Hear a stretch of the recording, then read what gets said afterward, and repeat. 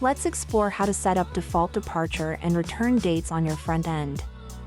Start by logging into the admin console and navigating to the Dealers section. Click on the Edit button next to the dealer. Scroll down until you find the Flight Search section.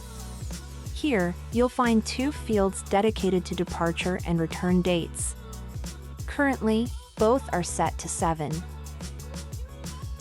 Now, let's see how this logic translates to the front end. If today's date is August 11th, adding the first 7 days you saw in the admin console gives us a default departure date of August 18th. Adding another 7 days to the departure date sets the default return date to August 25th.